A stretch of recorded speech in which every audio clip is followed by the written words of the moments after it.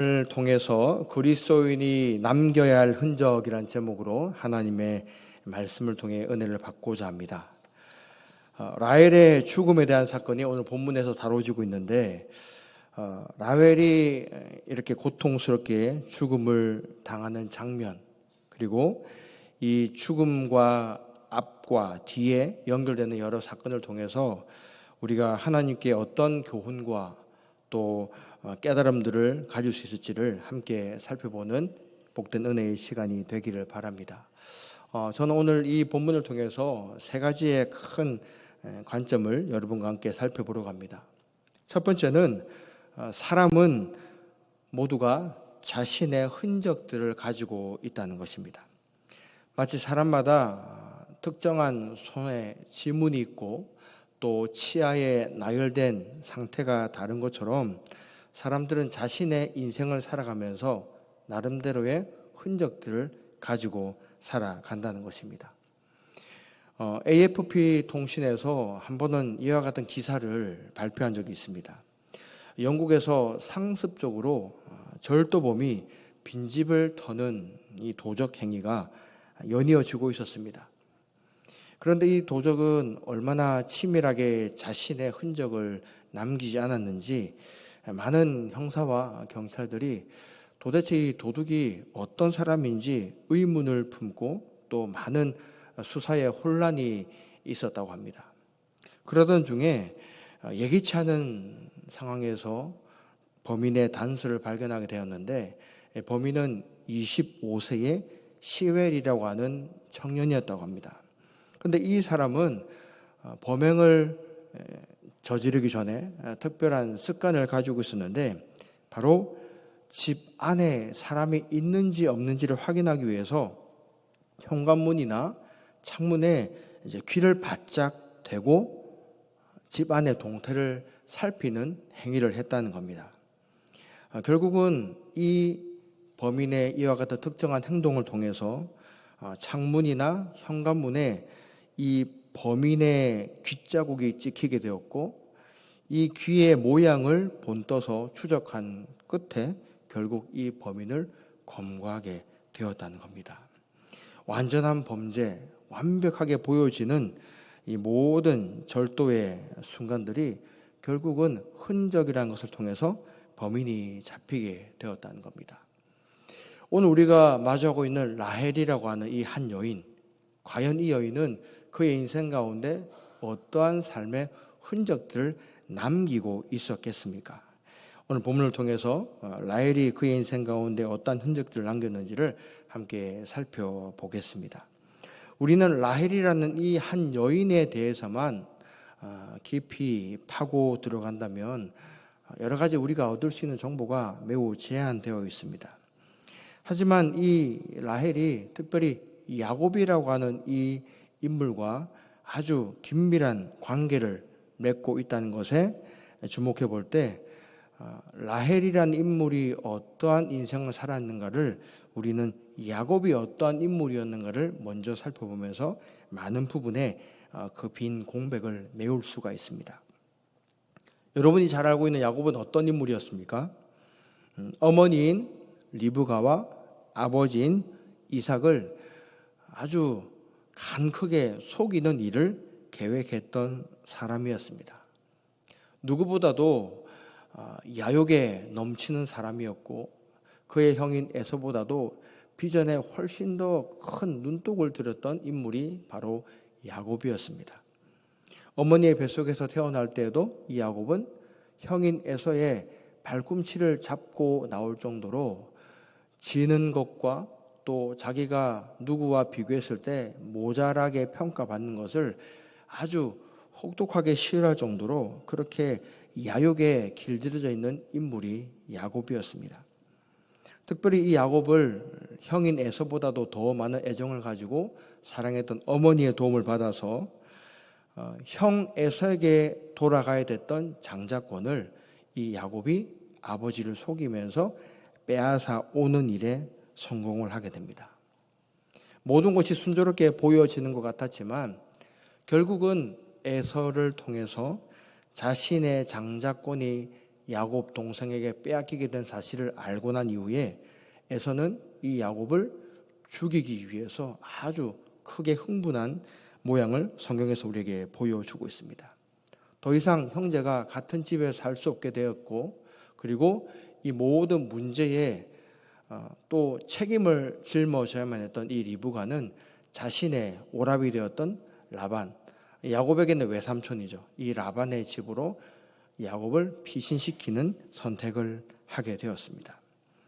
야곱은 외삼촌 라반 집에 거하면서 철저한 을의 자세로 삶을 살아야만 되었고, 그와 같은 정말 아이러니한 환경 가운데서 이 야곱의 눈을 사로잡았던 그 사랑의 대상자가 사촌 동생뻘이 되는 라헬이었다는 사실입니다.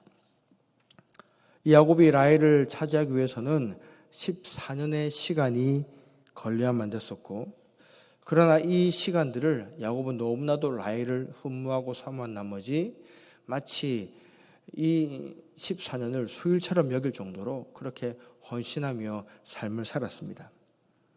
하지만 공평하신 하나님께서는 야곱이 그의 형을 속였던 것처럼 이 야곱도 외삼촌 라반에게 그가 열심히 일했던 품삯이 속임을 당하고 사기를 당하는 그와 같은 사건들을 경험하게 되었고, 결국은 이 야곱은 자신이 행했던 일에 그대로 갚음을 당하는 인생을 살아가게 되었습니다.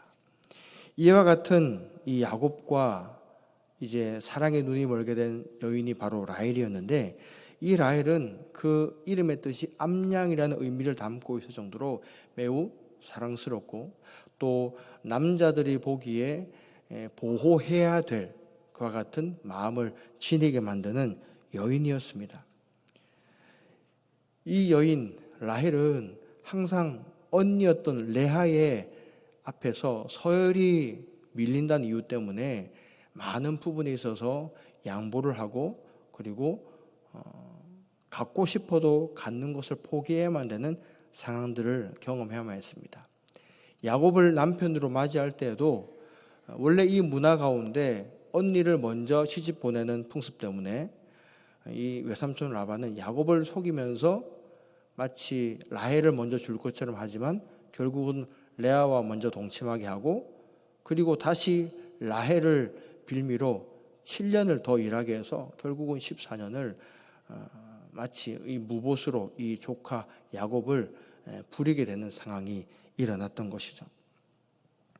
언제나 라헬은 언니 앞에서 머리가 숙여질 수밖에 없었고, 라헬은 그토록 원하던 이 야곱과 동침하는데 14년의 시간을 기다려야만 했습니다.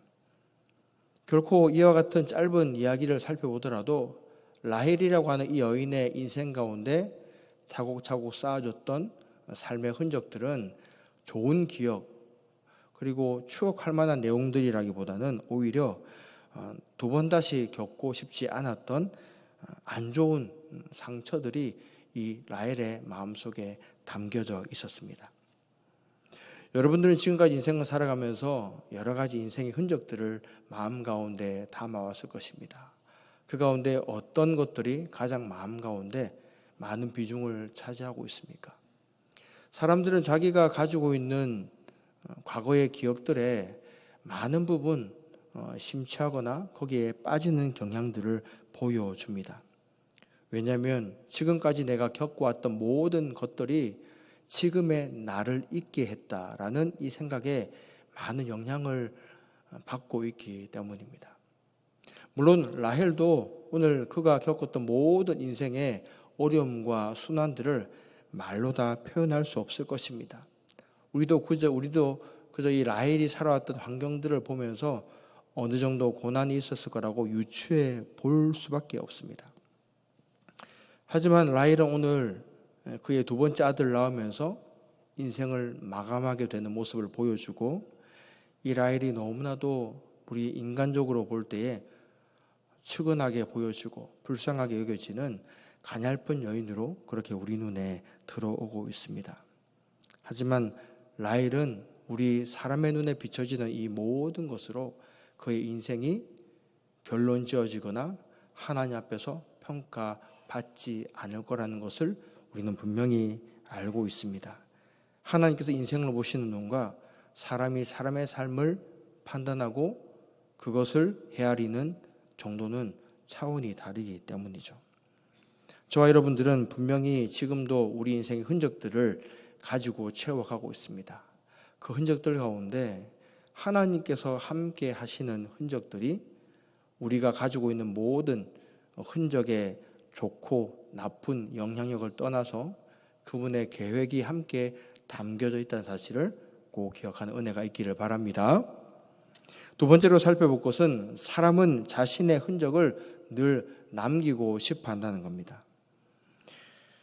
사람이 가지고 있는 가장 본능적 욕구 중에 하나라고 할 수 있습니다. 저는 최근에 아무것도 아닌 부분인데 제가 제 자신을 나타내는 것을 얼마나 원하고 있는지를 깨닫는 한 가지 사건이 있었습니다. 원래는 저희 아들 무릎에 태어날 때 아무런 흔적이 없었습니다. 그런데 언제부턴가 저희 아들 무릎에 사마귀가 생겨져 있는 것입니다. 정말 신기했습니다. 왜냐하면 제가 제 아들 나이만 할 때에 무릎에 사마귀를 가지고 있었거든요. 그때 어린 나이였지만 되게 그 사마귀가 나 있는 무릎이 제 눈에 보기에 흉측스럽고 보기 싫었습니다. 여름에 반바지를 입을 때도 스트레스가 될 정도였으니까요. 그래서 그 당시에 사마귀를 없애는 여러 가지 비법들이 돌아다녔습니다.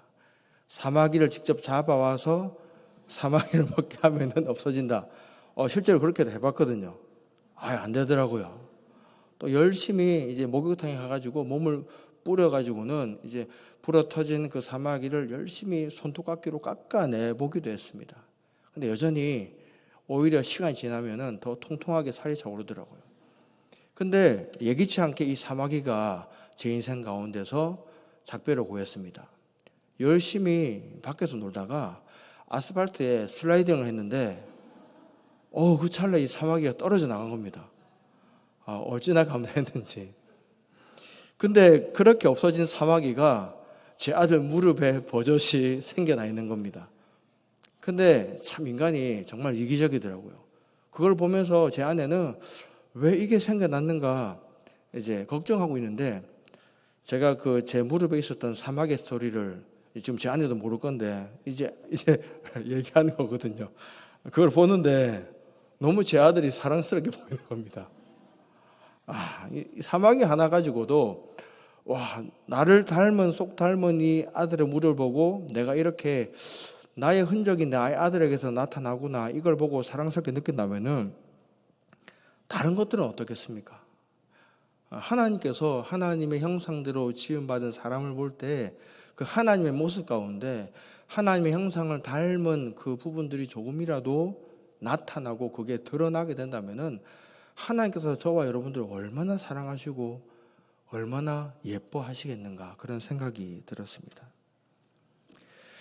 라헬에게 만약에 이와 같이 자신의 인생 가운데 좋은 생각들, 좋은 삶의 흔적들이 남겨져 있었다면은 이 라헬이 그의 두 번째 아들을 이제 낳고 그의 마지막 숨을 거두는 순간에서도 그의 아들을 향하여서 사랑스러운 말이나 마지막 정말 아름다운 유언들을 남겼을 겁니다. 하지만 이 라헬은 그의 인생 가운데 자신이 경험했던 여러 가지 경험들 중에서 자기가 고생하고 정말로 험난한 세월을 보냈던 그때 그 시절에 대한 기억들이 너무나도 깊이 마음 가운데 새겨져 있었던 것 같습니다. 그러니까 아들을 향해서 어떻게 얘기합니까? 아들의 이름을 지어주고 숨을 거두게 되는데 공교롭게도 그 아들의 이름이 베노니라는 이름이었습니다. 근데 그 베노니가 어떤 뜻을 가지고 있냐면은 고통의 아들, 나의 고통스러운 아들 이런 뜻을 가지고 있었습니다. 그러니까 분명히 정말 눈에 넣어도 아프지 않을 그 두 번째 아들을 낳았는데 이 아들이 라헬의 인생 가운데 찾아오게 된 그 시기가 너무나도 생각보다 늦게 이루어졌다는 겁니다. 언니 레아가 6명의 아들을 이미 낳았습니다. 그리고 언니의 여종이었던 실바라고 하는 종이 또 2명의 아들을 놓았습니다. 8명의 아들이 이 언니와 언니의 종을 통해서 세상에 태어나고 난 이후에 도저히 그때가 되어서도 아들이 태어나지 않는 자신의 임신하지 못하는 태를 보고는 라헬이 결국은 자신의 여종이었던 빌하를 자기를 대신해서 야곱에게 넣어주게 됩니다. 그리고는 그 가운데 2명의 아들을 이 여종이 낳게 되었고, 이 라헬은 여종을 통해서 낳게 된 아들을 마치 자기의 자식인 것 마냥 그렇게 무릎에 앉히고 그렇게 키우는 시간을 보내게 되었습니다. 그리고는 마지막에 이 베냐민이라고 하는 아들을 낳게 되었는데, 그가 베논이 나의 고통스러운 아들, 고통의 아들이라는 의미의 이름을 아들에게 붙여줄 때에 그의 심경은 어떻겠습니까? 성경은 라헬이 자신에게 주어진 생명의 시간이 얼마나 매몰차게 꺼져가는지를 보여주고 있습니다. 라헬이 그의 숨이 끊어지기 직전에 행했던 행동이 어떤 것이었는지 우리 한번 본문 18절 말씀을 다 함께 읽어보겠습니다. 18절입니다. 시작. 그가 죽게 되어 그의 혼이 떠나려 할 때에 아들의 이름을 베논이라 불렀으나 그의 아버지는 그를 베냐민이라 불렀더라. 어머니가 불렀던 이름과 아버지가 불러준 이름이 상반되었음을 이거는 보게 됩니다. 눈에 넣어도 아프지 않을 2번째 아들, 그러나 이제는 더 이상 어미 된 자신이 안아주지도 못하고 돌봐주지도 못하는 이러한 상황 가운데 그의 이름을 지어줍니다. 어떤 심정이었겠습니까? 내가 너를 낳을 때에 내가 수많은 질고와 고통들을 경험했지만 그 어려운 순간 속에서도 너 하나만을 내가 바라보고 그와 같은 무수한 고통의 시간들을 견뎌내었다. 네가 만약에 나중에 장성한 어른이 되어서 너의 이름에 숨겨져 있는 의미와 그 뜻들을 헤아릴 수 있는 원숙한 나이가 된다면은 이 어미가 얼마나 고통스럽게 살아왔는지, 얼마나 너를 향해서 내 마음과 정성을 다하면서 너를 뱃속에서 키워왔는지를 이 어미를 조금이라도 생각해다오. 아마 이런 인간적인 마음이 이 베논이라고 하는 이름 가운데 심겨져 있었을 겁니다. 그러나 그의 아버지 야곱은 그 이름을 베냐민이라고 고쳐서 불렀습니다. 여러분들이 지금까지 살아왔던 인생 속에 분명히 여러 가지 흔적들이 남아 있습니다. 그 흔적들 가운데 어떤 모습이 되든지 간에 그 흔적들은 우리의 삶 가운데서 드러나고 있습니다. 어떻게 우리의 삶 가운데 드러나고 있는지 여러분들이 잘 살펴보시기를 바랍니다. 마지막으로 우리가 살펴볼 것은 바로 그리스도인들은 어떤 흔적을 남겨야 하는가라는 물음입니다. 우리 사람들을 보면은 우리에게 주어진 인생의 과거를 변명하는 것에 사용하거나 또는 끝없는 자랑거리로 이야기하는 사람들이 있습니다. 또 어떤 사람들은 과거에 내가 행했던 모든 기억들을 그냥 잊어버리고만 싶다고 이야기하는 사람들도 있습니다. 하지만 라헬은 자신이 겪었던 과거를 어떻게 이해하고 해석했습니까? 하나님 앞에서 그가 행했던 모든 일들이 결국은 이 요셉과 베냐민이라고 하는 2 아들을 태어나게 하는 그 일 가운데 자신의 인생이 그렇게 쓰여졌다는 것을 그는 고백하였습니다.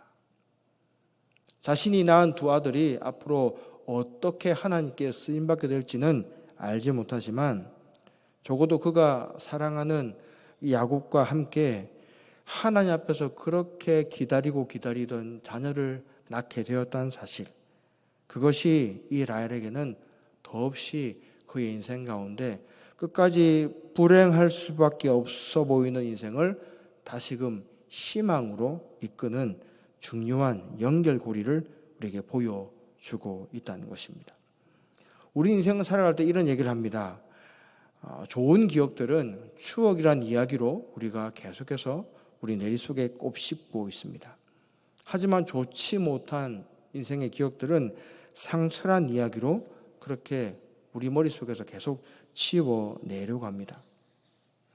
어떤 사람들은 이처럼 사람들이 가지고 있는 이와 같은 흔적들에 대해서 많은 사람들이 흔적을 남기고 싶어하는 이 인간의 본능과 또 한편으로는 이 흔적들을 지우고 싶어하는 인간의 아주 상반된 심리 작용들이 끊임없이 인간 속에서 일어나고 있다고 얘기를 합니다. 저희도 인생을 살아갈 때에 하나님 앞에서 우리가 경험했던 여러 인생의 고난과 위기의 시기들을 한편으로는 다시 한번 끄집어내고 그 가운데 하나님을 경험하기를 원하지만 또 다른 한편으로는 그것을 꺼내는 것을 두려워하는 마음들이 같이 공존하고 있다는 것입니다. 그럼에도 불구하고 우리는 우리가 하나님으로부터 허락되어진 우리 인생의 많은 사건들을 통해서 그 사건들을 하나님을 믿는 믿음 안에서 새롭게 살펴보아야 됩니다. 그리고 그리스도인이라고 한다면은 그 흔적들이 내가 원하고 내가 바라는 방향으로 드러나는 것이 아니고 하나님께서 원하시는 방법과 뜻대로 그 흔적들이 사용되기를 우리는 다시 한 번 더 마음 가운데 기대하며 소망을 가져야 된다는 것입니다.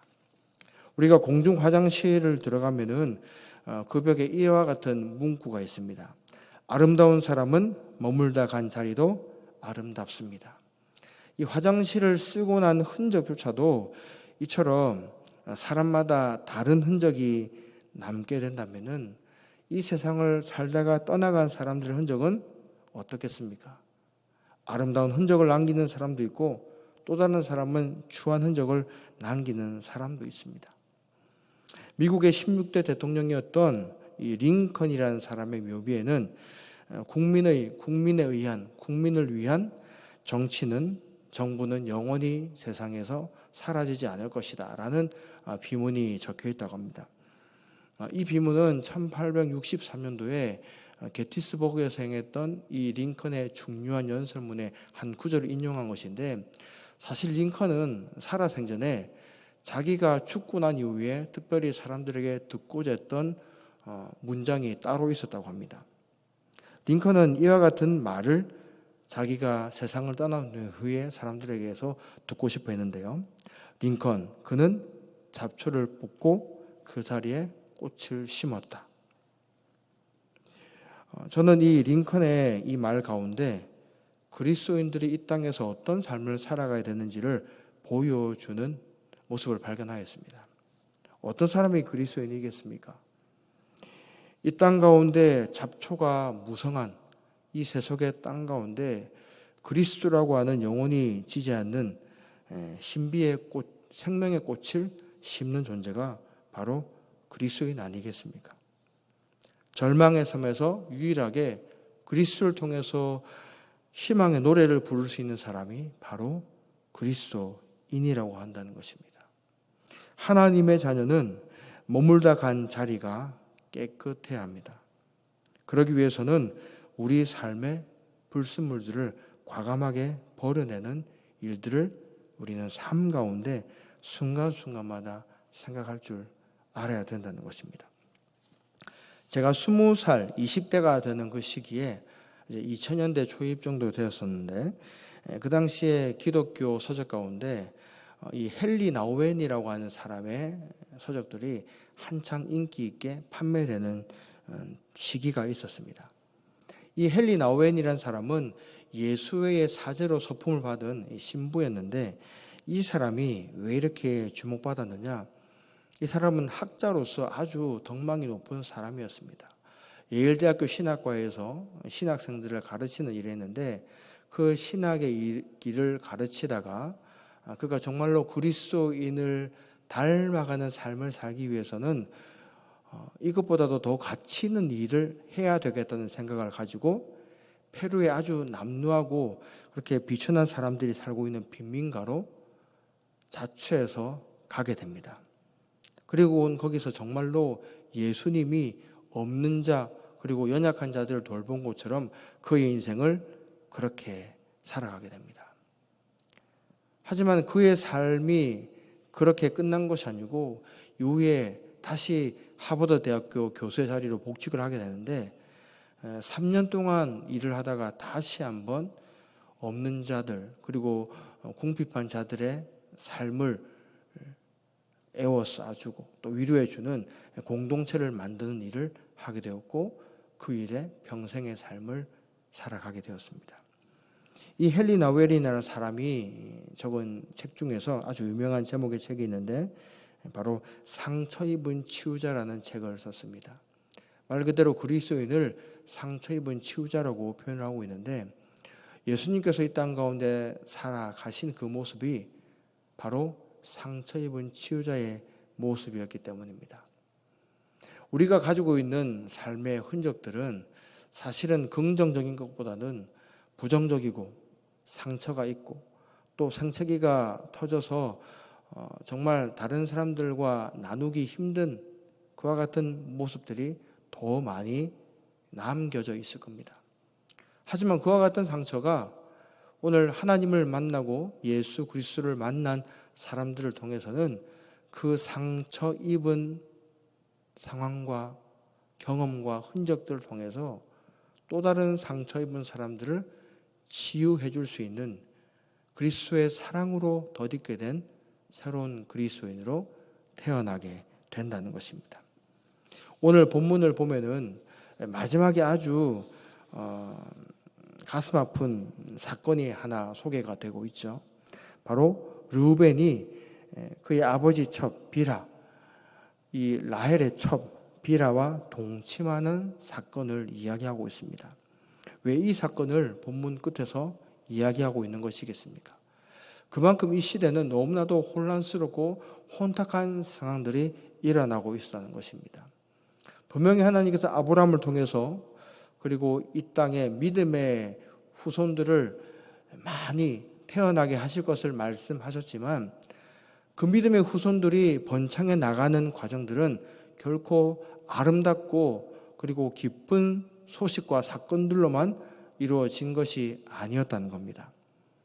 오늘 르우벤이 이와 같은 일을 행동을 한 것에 대해서 성경학자들은 이 르우벤이 장자였는데 장자로서 그에게 주어져 있던 장자권, 그 장자권에 대한 소유욕이 너무 도가 지나쳤기 때문에 이와 같은 사건을 범했다라고 학자들이 그렇게 해석을 하고 있습니다.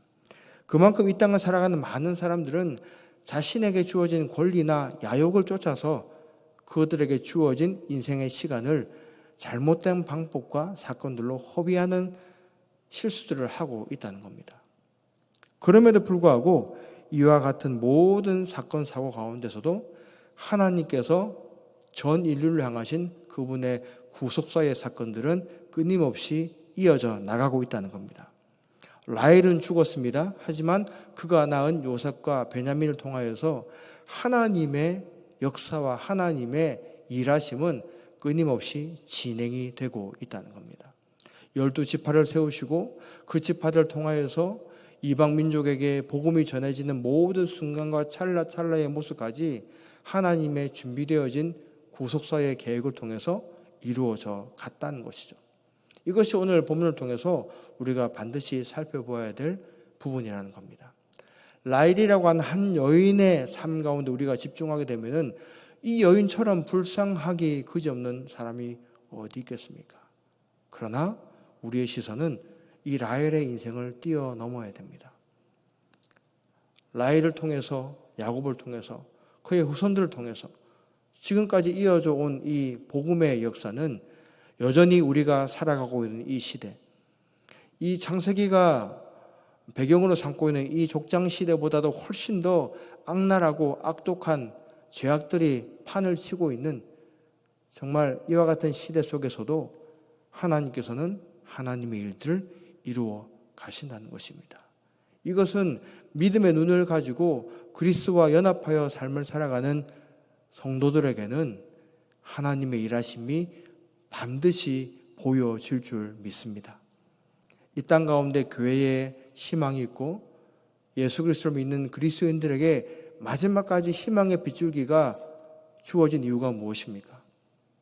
혼탁한 시대를 뛰어넘어서 불변하시는 하나님의 능력과 그분의 일하심이 우리 그리스도인들 한 사람 한 사람의 삶을 통해서 지금도 이루어져 가고 있기 때문입니다. 우리 교회가 그렇고 우리 개인이 그렇고 가지고 있는 과거의 상처나 과거의 아픈 기억들에 우리는 주목할 시간이 없습니다. 야곱은 베노니를 베냐민이라고 하는 이름으로 바꿔가면서 베냐민, 영광의 아들이라는, 오른쪽의 아들이라는 이 의미를 새롭게 부여합니다. 이 베냐민이라고 하는 한 아들을 통하여서 지금까지 그가 살아왔던, 그의 어미가 살아왔던 인생의 고통스러움을 되짚어 보는 것이 아니고 이 아들을 통해서 하나님께서 이루어 가실 놀라운 계획과 삶의 풍성한 의미들을 이제 이 아들이 경험하며 살아갈 것을 야곱은 기대하며 그의 이름을 새롭게 지어줬다는 것입니다. 우리에게도 동일한 하나님의 은혜가 준비되어 있습니다. 과거에 우리에게 주어진 수많은 상처와 아픈 기억들보다도 우리 옥포 제일교회를 향하신 하나님의 귀하고 선하신 뜻이 더욱더 풍성하게 준비되어 있음을 믿음으로 바라보시기 바랍니다. 그것을 믿는 성도들에게 하나님께서는 더욱더 큰 은혜를 허락해 주시고 과거에 머물러 있거나 상처에 우리의 신앙을 안주하는 모습이 아니라 하나님의 새롭게 하시는 은혜를 통하여서 하나님의 생명력이 있는 능력이 이 교회를 통해서 믿음의 권속들을 통해서 이루어갈 그 때를 우리는 믿음으로 바라보아야 될 것입니다. 우리 옥포지역의 모든 성도들의 삶과 가정과 기업체와 모든 구역들이 하나님께서 신실하게 일해 나가실 그 새로운 뜻들을 바라보고 미래의 하나님의 소망들을 바라볼 수 있는 귀한 믿음으로 하나가 되기를 주님의 이름으로 간절히 부탁드립니다. 사랑해